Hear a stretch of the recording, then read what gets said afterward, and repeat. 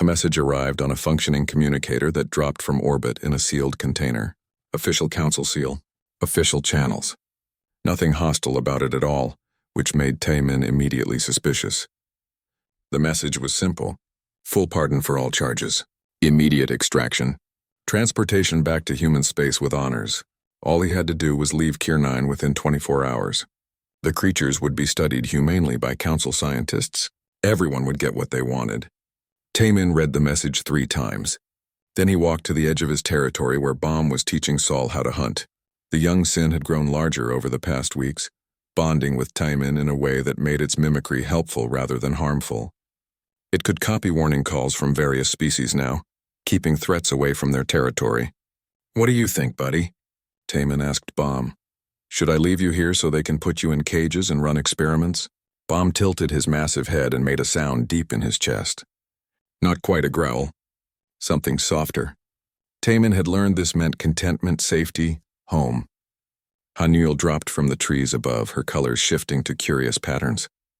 Day emerged from his favorite mud wallow, dripping and looking pleased with himself.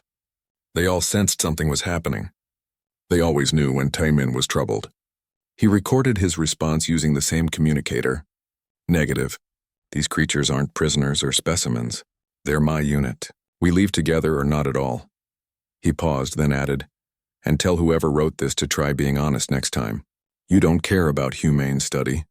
You want to eliminate evidence of your illegal arena." The response from the council was immediate and furious. How dare a human refuse rescue? How dare he prioritize animals over his own species? The xenophobic faction saw their opportunity. If Taemin wouldn't leave voluntarily, they would force the issue. The council authorized orbital bombardment of Taemin's sector. They would destroy the human and his creatures, then claim it was a natural disaster, a meteor strike, a volcanic event. Kier 9 was a death world after all. These things happened. But Ambassador Jiwoo had prepared for this. She had spent months building alliances and calling in favors. When the bombardment order went through, she activated every piece of political capital she had earned. Human defense fleets moved into position. 3 allied species sent their own ships. Within hours, Kier 9's orbit was crowded with vessels from a dozen different governments. The standoff was tense. Weapons were armed but not fired. Threats were made but not acted upon. And in the middle of it all, one human on the surface had no idea his survival had nearly triggered an interstellar war. Taemin was too busy exploring. He had found ruins in the deeper parts of the forest, ancient structures covered in vines and thyme. He had seen them before but dismissed them as natural rock formations. Now looking closer, he realized they were deliberately built. Cities, temples, monuments. Someone had lived here once. He spent days documenting the ruins with his salvaged equipment. The architecture was fascinating. Doorways sized for creatures larger than day. Murals showing beings living alongside the apex predators. This planet hadn't been empty. It had been inhabited. And whoever lived here hadn't feared the creatures. They had lived with them. Saul proved invaluable during the exploration. The young Sin could squeeze into tight spaces and mimic sounds to scare away smaller dangers. Baum's strength opened blocked passages. Haniel's climbing ability reached high places. Day's size moved obstacles that would have taken Taemin weeks to shift. They were a team, not human and animals, not master and pets. A team where everyone contributed their strengths. The discovery that changed everything was a chamber deep beneath the largest structure.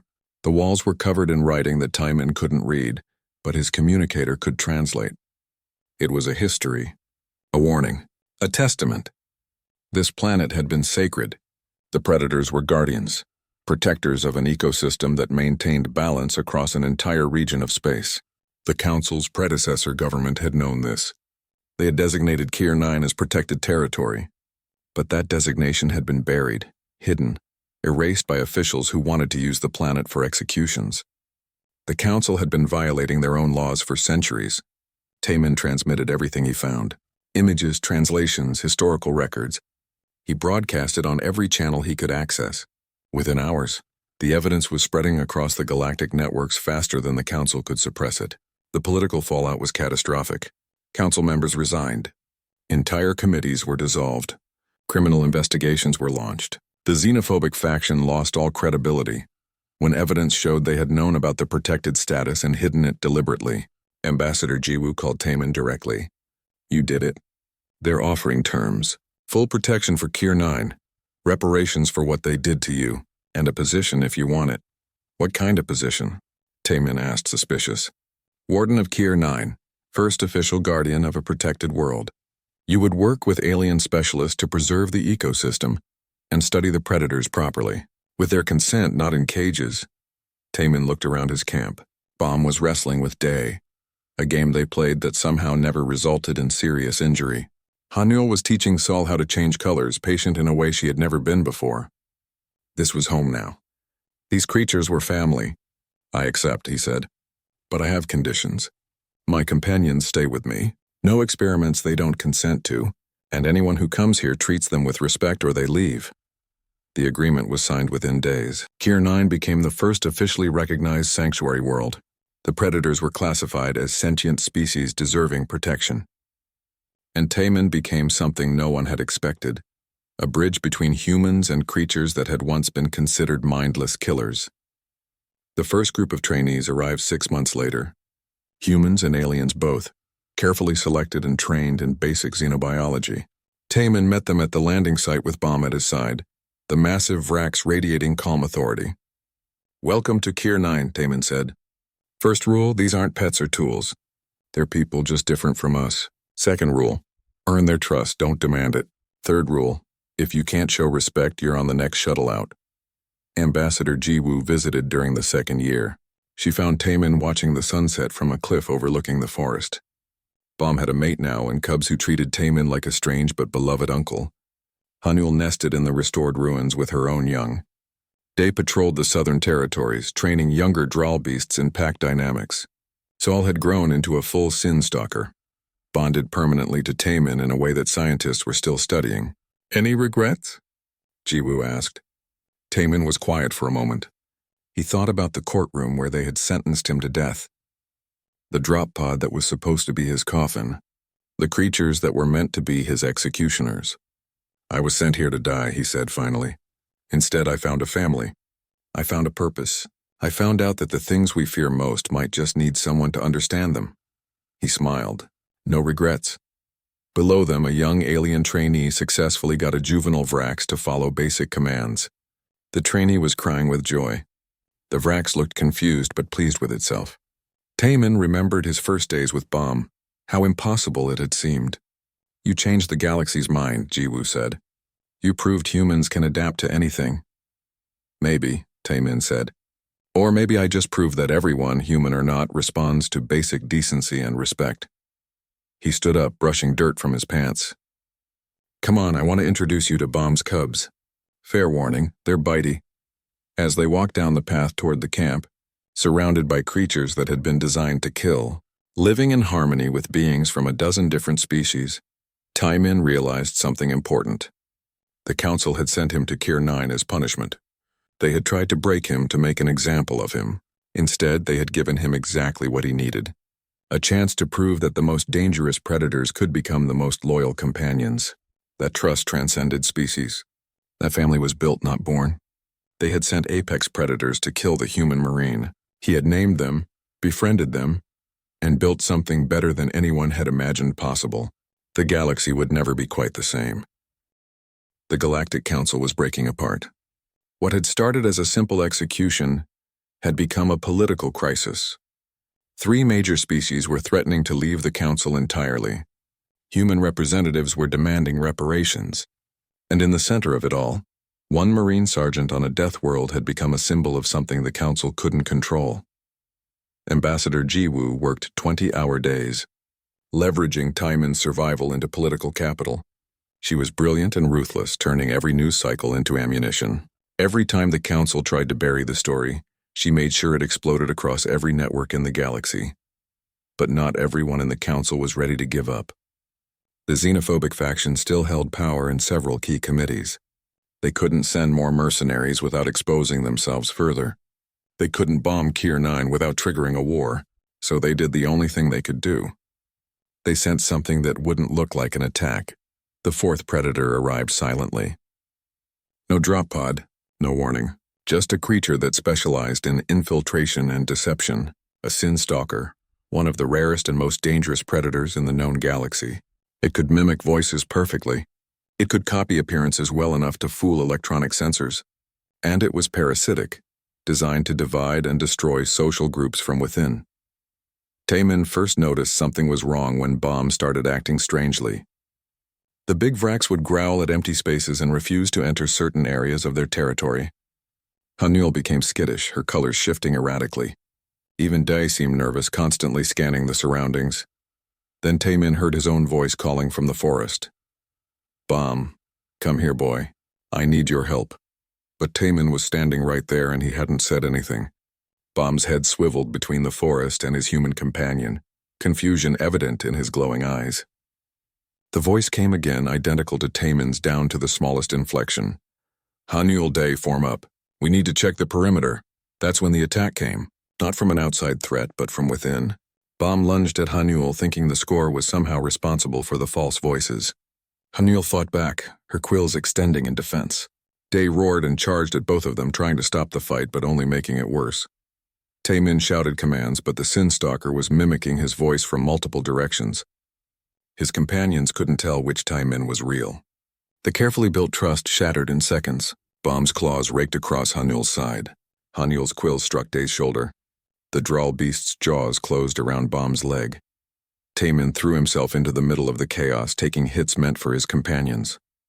A claw caught his arm, opening a deep gash. A quill grazed his ribs, burning with venom. But he kept moving, kept shouting, kept trying to stop them from killing each other. Then he saw it.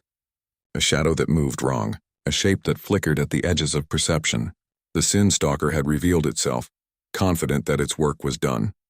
These predators would destroy each other and the human would die in the crossfire. Taemin changed tactics immediately. He stopped shouting commands and started simply moving. He positioned himself between his fighting companions and the Sin Stalker. He didn't say a word. He just pointed. Bomb saw it first.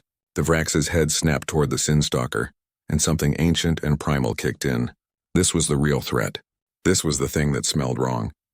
His growl changed from confused anger to focused hunting fury. Hanul stopped fighting and followed Bomb's gaze. Her adaptive camouflage shifted to hunting patterns. Dae shook off his confusion and focused on the flickering shadow. The Sin Stalker realized its mistake too late. It tried to flee, but it was surrounded by 3 apex predators who were now united against it. Bomb cut off its retreat. Hanul struck from above. Dae charged from the side. The fight was brutal and short. The Sin Stalker was dangerous, but it was built for deception, not direct combat. When it was over, Taemin approached the fallen creature carefully. It was dying, its mimicry failing, revealing its true form, something small and pathetic compared to the terrors it had imitated.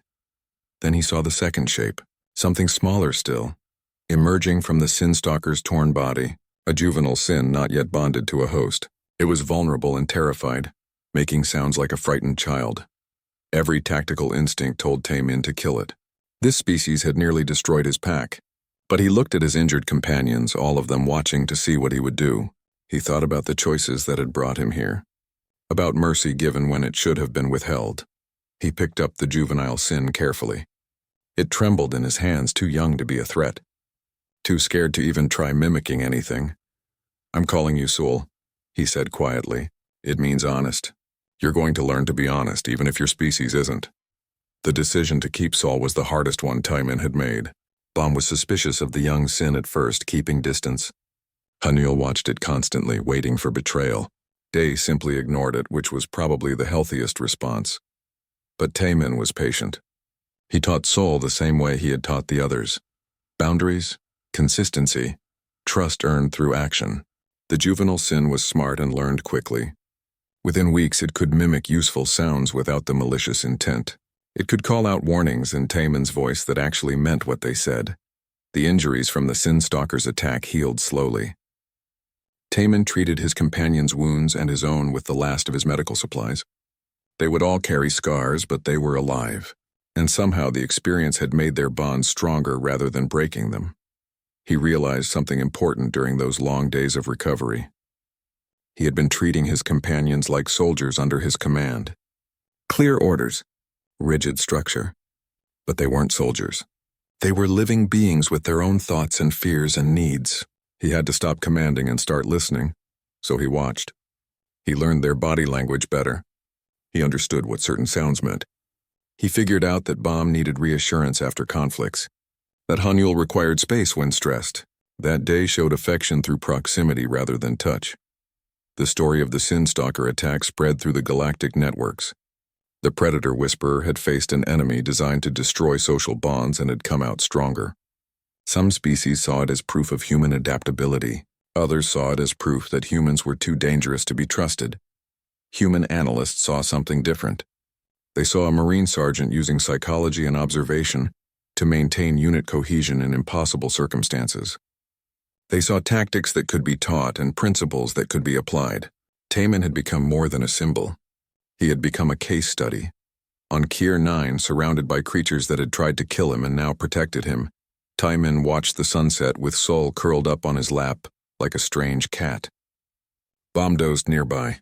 Hanul groomed her scales on a warm rock. Tay snored like distant thunder. They were damaged. All of them. But they were together, and somehow that was enough. Taemin found the first camera hidden in a tree hollow.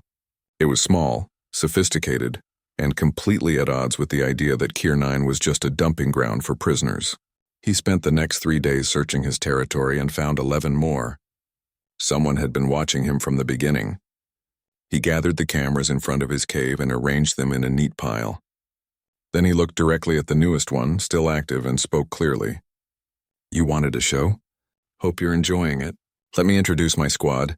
He gestured to Bomb, who raised his massive head, to Hanul, who flickered through 3 different colors in warning display, to Day, who slammed one enormous paw against the ground hard enough to crack stone. "We know you're watching." "We know this is an arena, and we're not playing anymore." The message reached the Galactic Council within hours.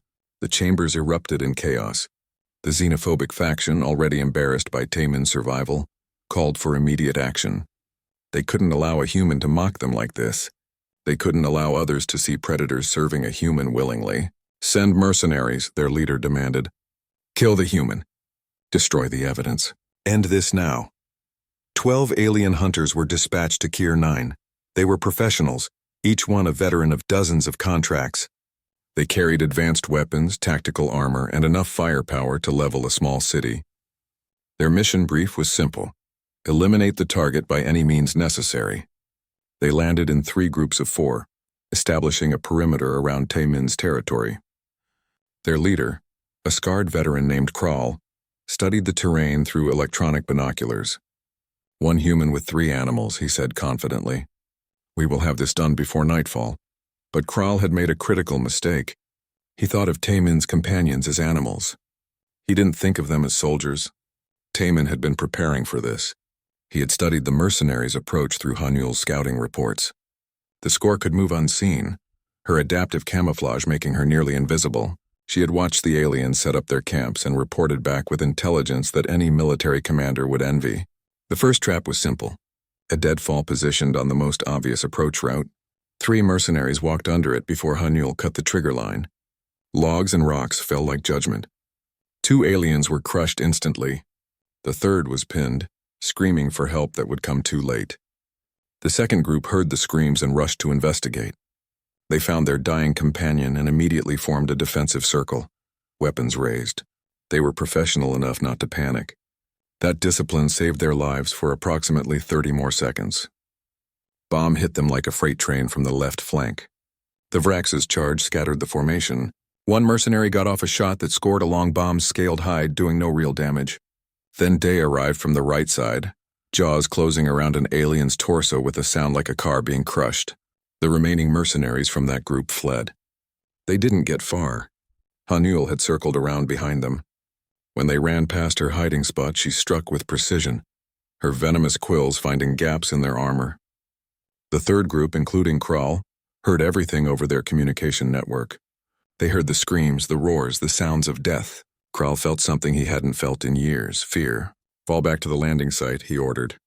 "We need to regroup and reassess." But Taemin had already anticipated that. While his companions dealt with the mercenaries, he had circled wide and reached the landing site first. The shuttle was locked, but the external fuel lines weren't. A few cuts with his knife and some creative use of their own explosives, and the shuttle became useless. Kral and his remaining 3 mercenaries arrived to find their escape route destroyed, and a human sitting calmly on a rock nearby. Bomhanul and Day emerged from the tree line behind them, cutting off retreat. "You boys look lost," Taman said. "This is what happens when you hunt people on their home ground." Kral raised his weapon, but Taman was faster. He had taken a plasma rifle from one of the dead mercenaries. The shot took Kral in the shoulder, spinning him around. The other mercenaries dropped their weapons immediately, hands raised in surrender. "Smart," Taman said. He gestured for them to sit. "Your bosses sent you to clean up their mess. They told you this would be easy. They lied to you." He stripped them of their equipment, including their communicators. One of them, a younger alien who looked barely old enough to be a soldier, stared at Bomb with wide eyes. "How did you do it?" the young mercenary asked. "They are apex predators. They should have killed you." Taman looked at Bomb, who was methodically licking a minor wound on his foreleg. "I treated them with respect. I helped them when they were hurt. I never tried to dominate them. We're partners, not master and pets." He activated one of the communicators and broadcast on an open channel that he knew would be intercepted. "This is Sergeant Taman Park. You sent 12 mercenaries to kill me. 4 are dead. The rest are my prisoners. Send better hunters or leave me alone. Your choice." The transmission went viral within hours. Independent journalists who had been following the story broadcast it across the galactic network. Images of a lone human defending himself against a dozen armed mercenaries with nothing but tactical thinking, and 3 predators who fought by his side. The Galactic Council chambers descended into complete chaos. Some species demanded immediate nuclear strikes on Kier 9. Others argued for negotiations. The xenophobic faction lost significant political support as evidence of their illegal activities spread through every news network. Humanity's ambassador, a shrewd diplomat named Ji Woo, seized the opportunity. She called for emergency hearings, demanding accountability for the illegal execution arena and the assassination attempt on a human citizen. On Kier 9, Taman released the surviving mercenaries with a message for their employers. "Tell them I'm not leaving. Tell them this planet is under my protection now. And tell them if they send anyone else, I won't be as merciful." The mercenaries left on emergency beacons, too terrified to argue. When they were gone, Taman sat with his pack and allowed himself a moment of satisfaction. He had survived another round, but he knew this wasn't over. Bomb pressed his massive head against Taman's shoulder, a gesture of affection the Vraks had learned over their time together. Hanuel chittered softly from her perch, her way of expressing contentment. Day rumbled deep in his chest, a sound that meant safety and home. They were more than a pack now. They were a statement, proof that humans could adapt to anything, survive anything, and turn enemies into family. The Council would have to deal with that truth, whether they liked it or not. The courtroom was silent when they read the sentence. Sergeant Taman Park stood at attention, his face showing nothing while his mind raced. 300 people alive because of him, and this was his reward. The judge, a tall alien with too many eyes, clicked his mandibles in what might have been satisfaction. "You will be transported to Kier 9, the judge said. "May your gods show you mercy, because we will not." Taman knew what Kier 9 meant. Everyone in the military knew. It was the place where the Galactic Council sent people to die, not quickly but slowly, torn apart by creatures that evolution had turned into perfect killers. The average survival time was 4 hours. The record was 11 hours, set by some alien warrior whose species prided itself on combat prowess. They gave him 3 days to prepare, 3 days to accept that he was going to die on a world designed to kill him. His commanding officer visited once, looking uncomfortable. The man who had filed the charges against him could barely meet his eyes. "You embarrassed important people," the officer said quietly. "That's the real crime." Taman had saved those colonists by stealing a cargo shuttle and ramming it into a pirate vessel. He had used mining explosives to blow open their ship and boarded it alone with nothing but a rifle and pure determination. He had won. But he had also ignored direct orders to wait for proper military response, orders that would have arrived 3 hours too late. The transport to Kier 9 took 2 weeks. Taman spent the time exercising in his cell and reviewing everything he knew about survival. The guards were professional but distant. They had seen others make this journey. None of those others had come back. On the final day, they gave him his equipment. 1 combat knife, standard issue. 5 days of rations in compact form. A canteen that could filter water. and a distress beacon that looked like it had been broken deliberately. When Timon pointed this out, the guard just shrugged. Regulations say you get a beacon, the alien said. Nobody said it had to work. The drop pod was cramped and smelled like fear. How many others had ridden in this same seat, knowing what waited below? The pod's AI spoke in a cheerful voice that made Timon want to punch something. Preparing for atmospheric entry. Please remain calm. Your destination is beautiful this time of year. Through the small window, Timon watched as Kier 9 grew larger. The planet was mostly red and purple, with massive forests that looked like they were bleeding. 3 moons hung in the sky above. It would have been pretty if it wasn't a death sentence. The entry was rough. The pod shook and screamed as it hit the atmosphere. Timon's teeth rattled in his skull. Then came the impact, a bone-jarring crash that threw him against the harness hard enough to bruise. The pod had landed at an angle, half buried in soft earth. Timon popped the hatch and rolled out, knife already in his hand. His marine training kicked in automatically. Assess the situation. Check for immediate threats. Find cover. He was in a clearing surrounded by massive trees with bark that looked like dried blood. The air was thick and hot and everything smelled like copper and vegetation. Something roared in the distance.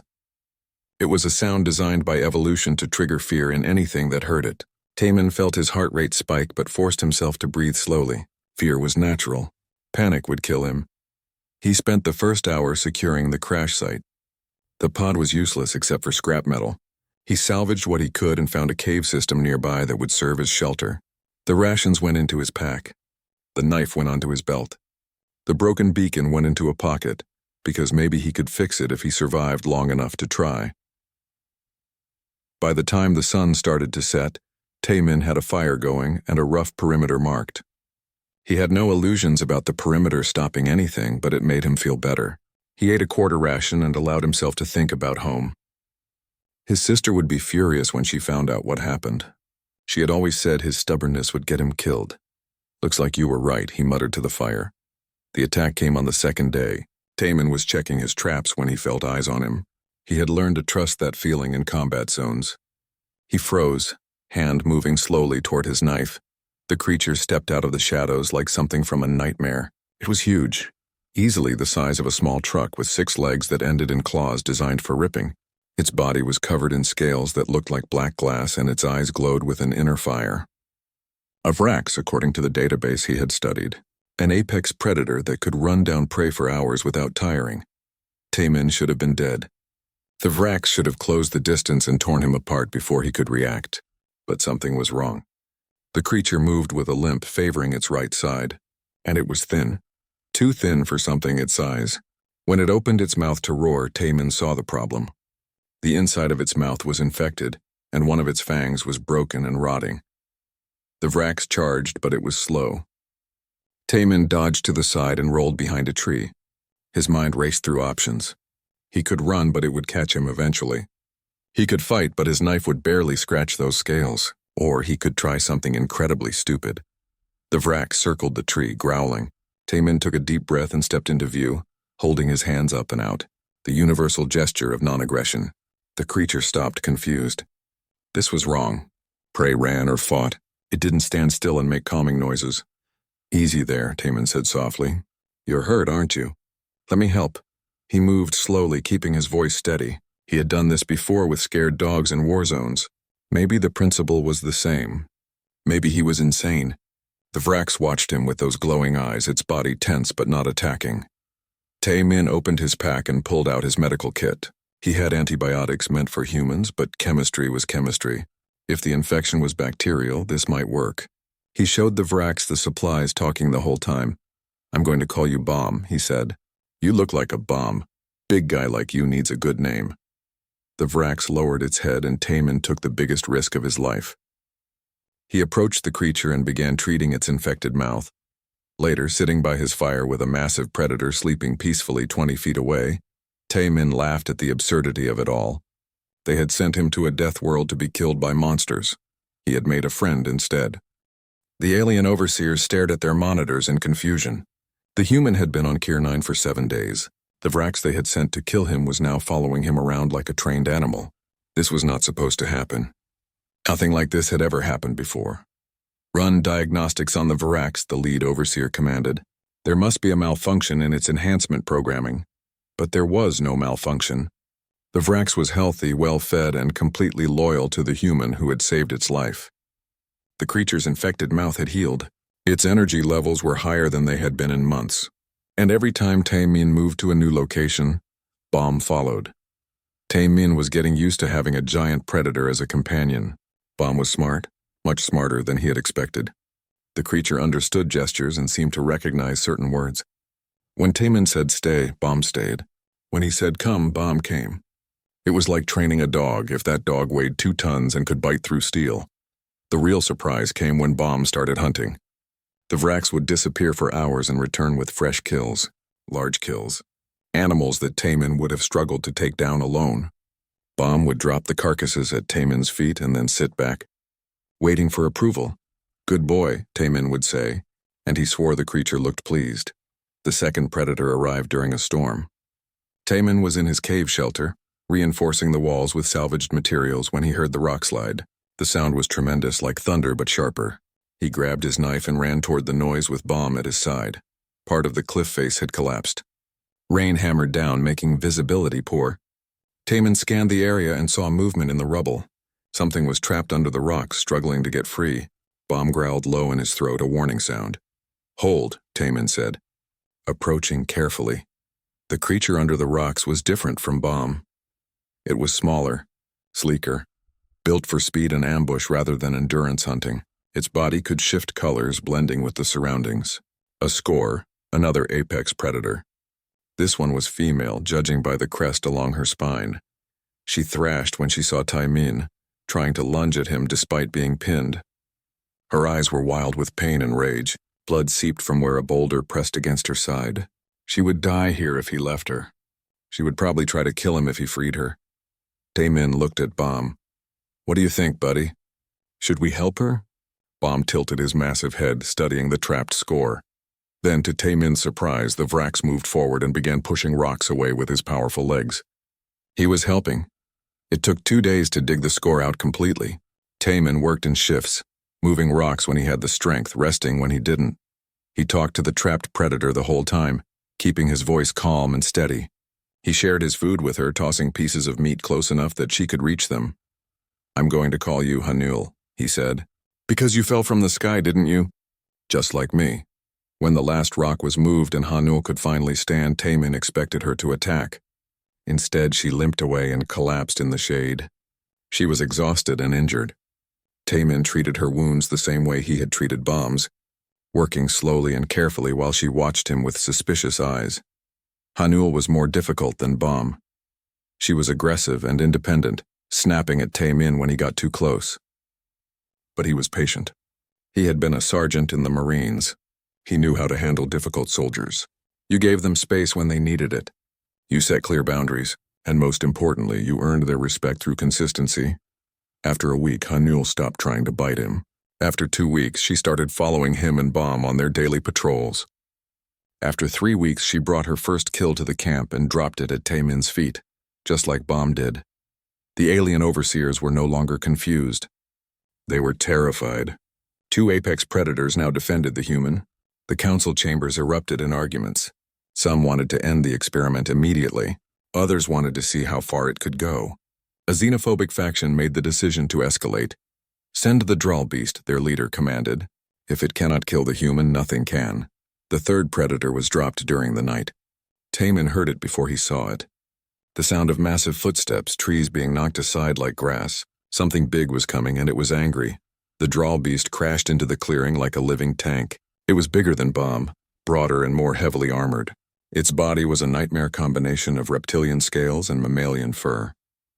Its jaws could crush boulders, and it had been starved for 3 days before being released. Bomb and Hanul moved to flank Taemin, growling at the newcomer. The Droll beast roared back, a sound that shook the ground. This was it. This was the fight that would probably kill them all. But Taemin didn't draw his knife. Instead, he stepped forward, placing himself between his companions and the Droll beast. He held up one hand in a stopping gesture. The beast hesitated, confused by this tiny creature's audacity. You're hungry, Taemin said. I get it. But if you attack us, you'll have to go through all 3 of us. And you're already weak from starvation. He reached into his pack and pulled out a massive fish he had caught that morning. It was meant to feed him for 2 days. Instead, he threw it at the droll beast's feet. Eat first. Fight later if you still want to. The standoff lasted for several long seconds. Then the droll beast lowered its head and began eating. It devoured the fish in seconds, bones and all. When it finished, it looked at Timon again. The rage in its eyes had dimmed. Now there was only calculation. Over the next several days, Timon worked to integrate the droll beast into his growing pack. He used Bomb and Hanul as intermediaries, letting them establish social hierarchy through non-lethal displays. He provided food without demanding submission, and he gave the creature a name, Day, he said, short and strong just like you.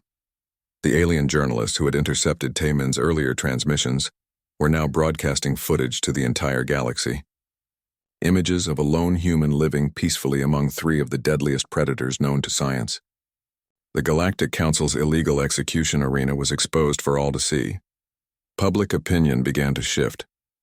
Humans were no longer just seen as violent primitives. They were adaptable.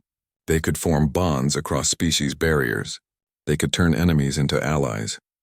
In his cave on Kier 9, surrounded by creatures that should have killed him, Timon maintained his equipment and planned for whatever came next.